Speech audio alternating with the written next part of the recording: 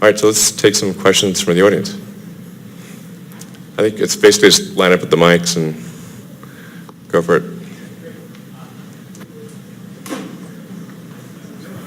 Hi, Elon. I wanted to ask, is there going to be a time, perhaps in the next 8 years, when Tesla is going to produce compact and or subcompact vehicles, such a huge segment, and it seems like that would be necessary to fulfill the master plan Part 2 mandate?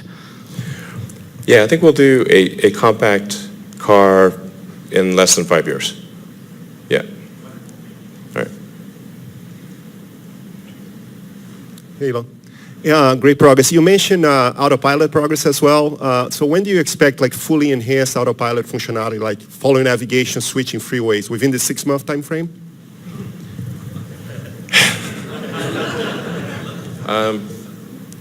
I was just testing that last night at about 1 a.m. I think we might be able to release something in a couple of months that can do that. We've been pursuing 2 paths. One really complicated path that I think isn't working that great, and then a simple path that I think will work pretty well. I was able to drive last night, go from highway on-ramp to highway off-ramp using the simplified version of the control system, and I think with some further effort, we can get that out in the next couple months. Yeah. Is this on? There we go. So as far as Tesla Inc. is concerned with the Model 3, and to what degree of certainty, will there be a consumer or a fleet lease option within the next 3 years on the Model 3? Is that something that you guys already have in the plans, in the works, or is there room for ancillary business? We will offer leasing on Model 3, but probably end of this year or early next, because it does have a slight impact on the capital usage of Tesla. In terms of fleet stuff, I think I think people can certainly buy a lot of Model 3s and then operate them as a fleet like people do for Model S's and X's for taxis. I think we'd certainly be happy to support that. Kind of a simple follow-up to that, just kind of the understood thing. If I purchase a whole fleet and then Tesla comes in and says, all right, we're going to start leasing direct to the consumer or having a commercial option, that might not work out so well for me. But that's why I'm asking. Is it anything commercial happening that you have in the works in the next 2 years even? Well, we don't really think, right now we're just super focused on ramping up manufacturing of Model 3 and making sure people can get their cars because they've been waiting for a couple of years. And we're not really thinking much about incremental demand generation because as it is, even getting to 5K cars per week, it would take us almost 2 years to produce enough cars to satisfy those that have put down a $1,000 deposit. So, yeah, we need to kind of ramp to 5K and then next year ramp to 10K a week and get the right-hand drive version done and homologate the car for Europe and Asia, and and then we'll think about other things once we've done all those things. Thank you. Hi, Glenn Shotwell of SpaceX mentioned that Tesla automobiles might use in some way the Starlink satellite network. I was wondering if you might elaborate on that opportunity and when that might take place. It's possible.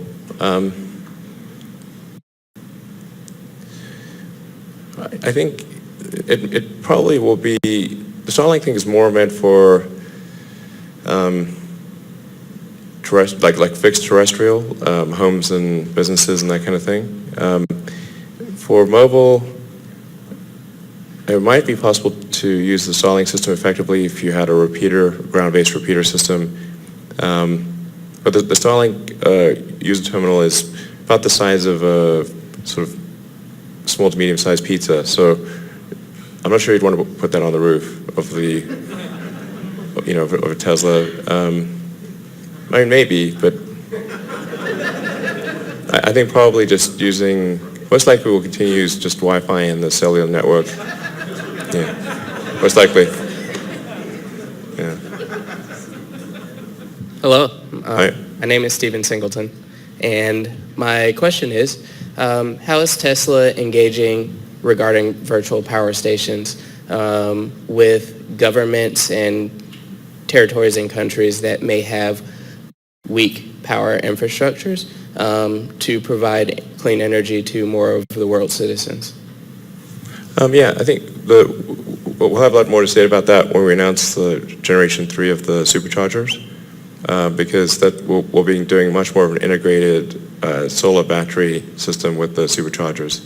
So to date, only a few of the supercharger systems have solar and battery systems, but long term we want to have almost all of them have that.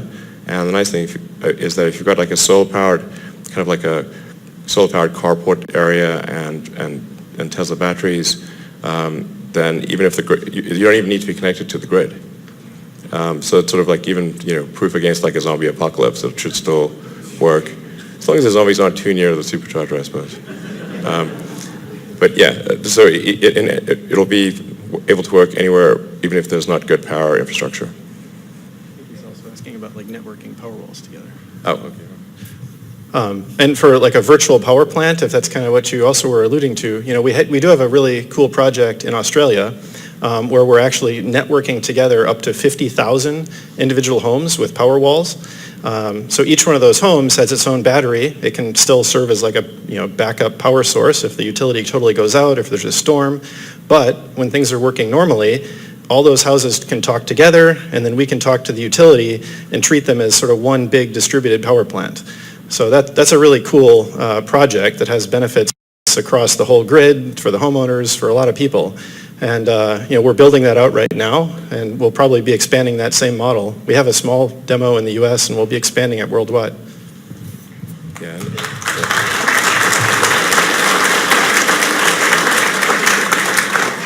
And we're also doing quite a lot in Puerto Rico.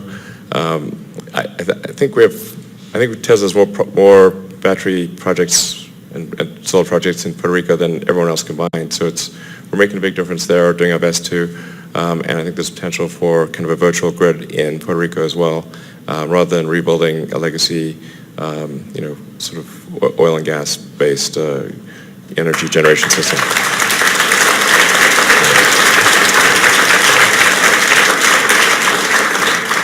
Hey, Elon. I also think boring, boneheaded questions are not cool, so hopefully this is a little more interesting. I've had a Model S since 2012, best purchase ever. Thank you. You guys nailed design, nailed performance. The one thing I always get from friends and family, because I do the drive down to LA a lot, is the supercharging time. I know you mentioned you guys are working on Supercharger 3. I assume it's going to be a bit faster. Just curious, do you guys see room for kind of orders of magnitude improvement in charging time, or are we kind of reaching a plateau with current battery chemistry and technology? I wouldn't say that there's an order of magnitude improvement, but I think a factor of 3 or 4 is possible. Now, it won't be applicable to all battery chemistries.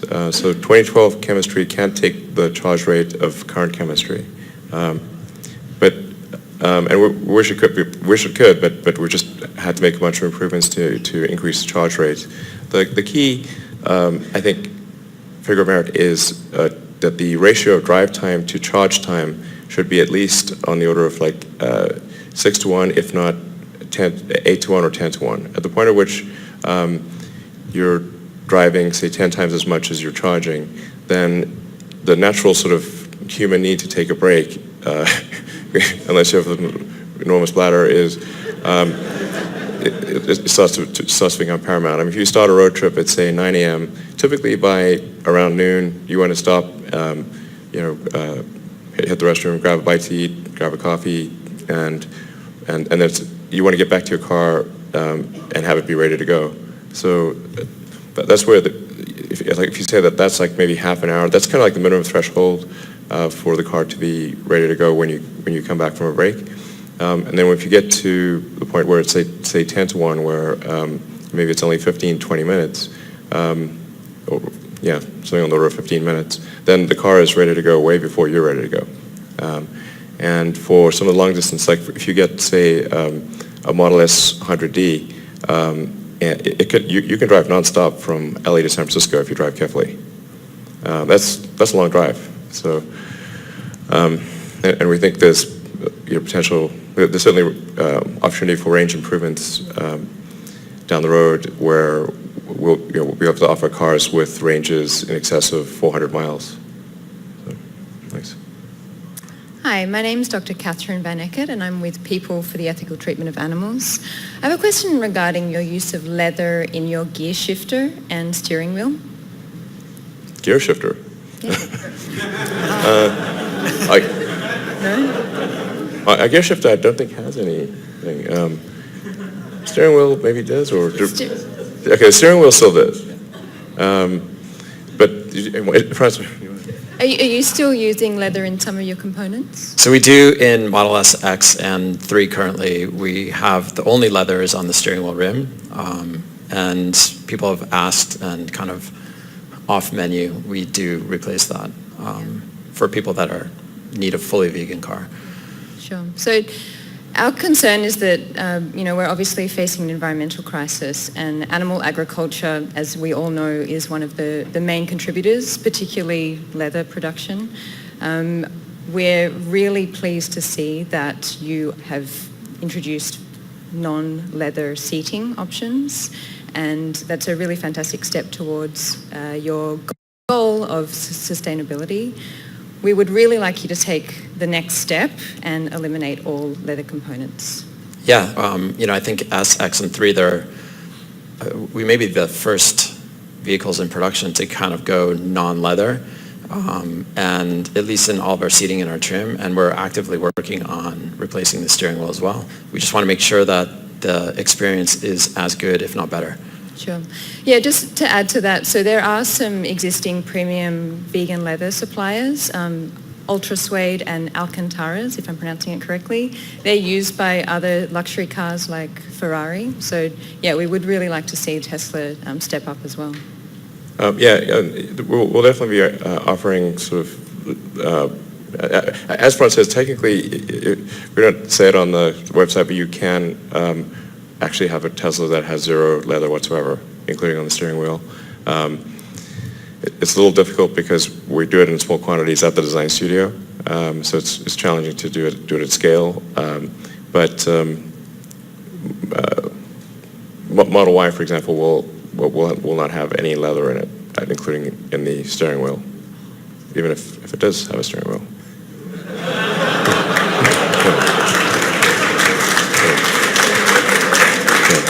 Thank you. When do you expect significant battery advances to allow Tesla to pack twice as much energy into each of the batteries without increasing the size or weight?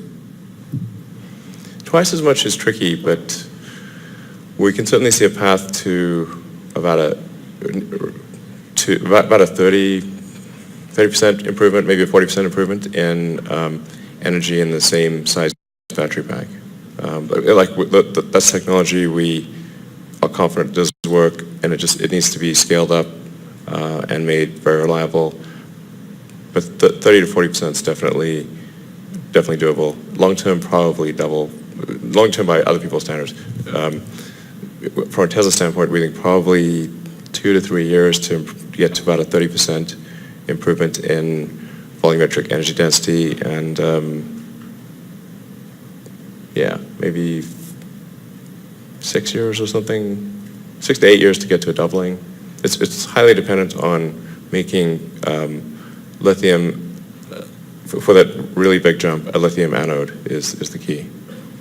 Just plating out pure lithium on the anode. Right. I started a company called Tesla Attractions Tesla Attractions is basically a gamification version of visiting superchargers. And I know that you tweeted about this a while ago, saying that it was a good idea. And if you ever decide to go through with it, obviously I do not want to be in a position of competition with you. So how could someone like me help the mission? Now maybe we should interview a Tesla. And we're so our focus right now is getting through the critical stuff like, especially the Model 3 production ramp, and then smoothing out the production process to make the car affordable, getting the lower cost battery pack or smaller battery pack into production. So those are kind of critical, fundamental things to really the survival of the company. And then we can do kind of like the fun, frivolous things, but they add joy to the experience. Maybe later this year. I think we always like doing sort of fun, silly things in the car, like the Easter eggs. That there's like a lot of Easter eggs in the Model S and X and 3 that are quite fun. If in fact, once they're discovered, they're put in the Easter egg box, which you can just tap the Tesla logo on the screen and then wait for about 30 seconds, and it opens the Easter egg box. Yeah. All right.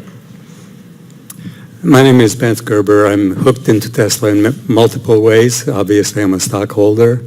I have a solar city panel on my roof, and also have a Model 3 reservation from March 31st of 2016 ready for configuring. But I would really, really, really like to have an all-wheel drive. Oh, yeah. Can you give an order of magnitude guess as to how long I'd have to wait for that? Oh, you should receive a configuration email maybe in the next week or so. Perfect. Yeah. How about and we start production on all-wheel drive. Actually, technically, we're starting on production on all-wheel drive this month, and we expect to scale that up in July and August, and be in high volume production of all-wheel drive by September for sure. So I have a tour planned for September, 1 month tour. All right, we'll make sure you get Any your car. chance I can make it? Yes. We'll make sure you get your car. Thank you. Hi, I got my first Model S in 2013 and have an X and a 3 now. I love the product. I feel like I'll always be one of the first to try one of your new products. And I was just wondering, is there any chance in the future that we'll be able to text commands to our car, like heat my car to this temperature, come pick me up, that type of stuff? Well, we're going to keep enhancing the Tesla app on the phone, and to be able to, long-term just tap the summon button and your car will come find you wherever you are.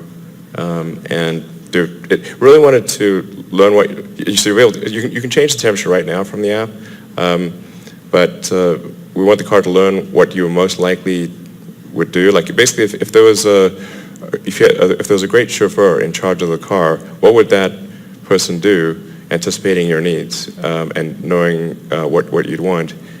So it's sort of like an intuitive, trusty steed that just always knows what you want, ideally, and then you can easily adjust that as needed.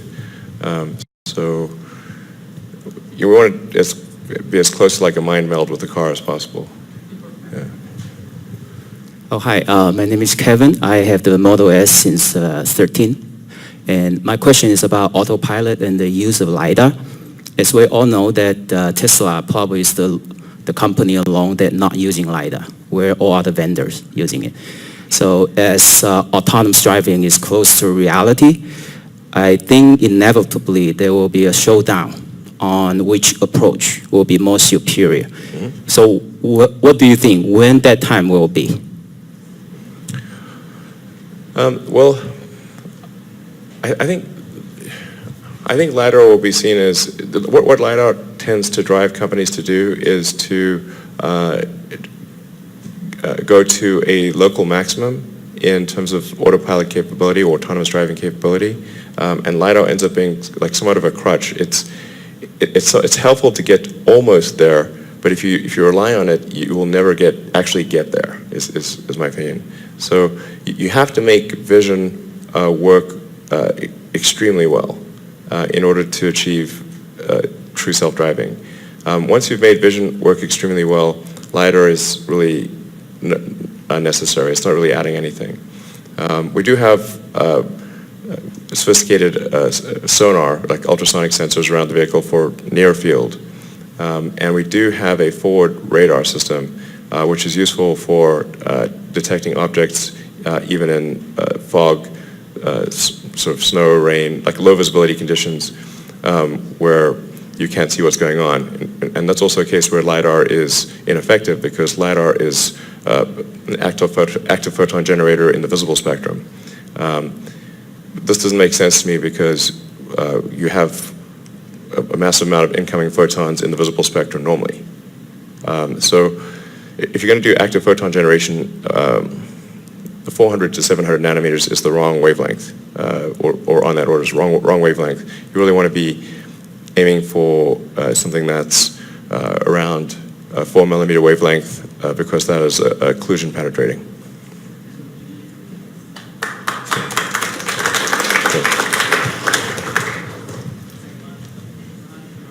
We're two-time Tesla Model S owners and also stockholders. Question about JB. Every SEC filing has always included JB as a key man, and he was suddenly dropped off in the Q1 filing, so a little concerned about JB. Oh, really? I didn't know that. And that was maybe accidental, sorry. And I didn't even know that was the case. And is there a path? I have no idea why. We just made it more generic. Oh. Yeah, the intent was to make it more generic, the risk factor. There was no intended or unintended implication behind it. JB, we love you. We want you. Sorry, and one last one, which is the Tesla's energy storage business is still running double-digit gross margins negative, it looks like, even though you've managed to deliver a lot more megawatt hours. Can you talk about the pathway to getting a profit out of that business, please? Yeah, well, do you want to talk about that? Sure. Yeah, definitely we expect our storage business to turn significantly positive, and our goal is to have the same level of gross margin as the automotive business. And as our volume scale and as we have more Powerwalls out there and our manufacturing efficiencies come in, we definitely expect that you'll see a big change and a positive trend in that every quarter into 2019. Yeah, we're aiming for essentially about the same gross margin level as in the cars, which is sort of a 20 to 30% gross margin for all of the energy products. It's necessarily during as you ramp up production, it ends up being it's negative just as it was for Model 3 and Model S and X, but probably later this year or certainly early next, we should be in the 20 to 30% gross margin level for energy storage. Hi, thanks for a shot on the conference call, by the way. And my question was just surrounding, as a long-term investor, I hate to say this, but I feel like my trust in Tesla's timelines sort of eroded a little bit with the Model 3 ramp. So should I keep discounting things on Elon time, or have you learned anything about this? I think I do have like an issue with time. It's like, yeah. It's been true since my brother's here. I was like, I have a condition. I don't know. My brother used to, like when we were catching the bus to school, he would lie to me about the time. And he always says like, or sometimes says like earlier than it actually was. And then I get there slightly after that. and then we'd actually be able to catch the bus. So this is something I'm trying to get better at. I'm a sort of naturally optimistic person, which would not have probably done cars or rockets if I was not. So I'm trying to recalibrate these estimates. Yeah. Try to recalibrate as much as possible. Yeah. I mean, I'll probably put some sandbag on future dates. That's probably wise. But I kind of say when I think it can occur, but then I'm typically optimistic about these things. But maybe hopefully less optimistic over time. So, yeah. Like, it pretty much always happens, but not exactly on the time frame. So. Hey, Elon, we're about 15 minutes over 1 hour. Do you want to take maybe a couple more? Yeah, maybe a couple more questions from each side. Okay. Sure. Hello, Mr. Musk. My name is Alex Perez. I really like your jacket today, and so it kind of got me thinking, has Tesla ever thought about going into the motorcycle business? Yeah, I actually used to ride motorcycles when I was a kid, and I was like dirt biking for like 8 years or something, and then had a road bike until I was 17 and was almost killed by a truck. So we're not going to do motorcycles.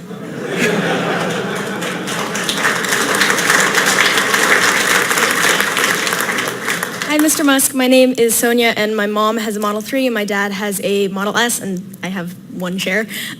So I've noticed that whenever my mom is like kind of going a little bit too fast to like approaching a car at a stop sign, the Tesla beeps pretty loudly to kind of warn like, hey, you're going to hit that. I was wondering, like, are you guys thinking about developing a mode where drivers could choose to turn it on, and then if a Tesla detected that it was approaching something quickly or was going to crash, it would like gradually slow down a little bit? So best case scenario, if the driver takes control, it doesn't really matter. Worst case scenario, and they crash, it decelerates, so it's not as bad. It does actually have, there's automatic emergency braking. And I think what you're saying is like, instead of like last minute kind of dramatic slow down, maybe slow down sooner but less dramatically. And that is something that will occur with the latest versions of autopilot.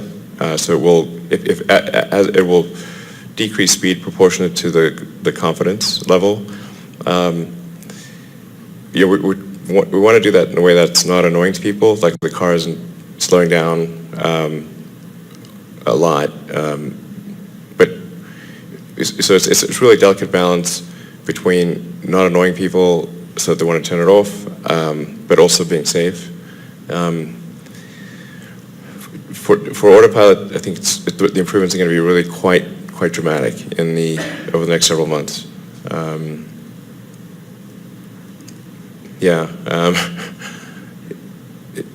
The system is intended to change speed proportionate to its confidence in going forward.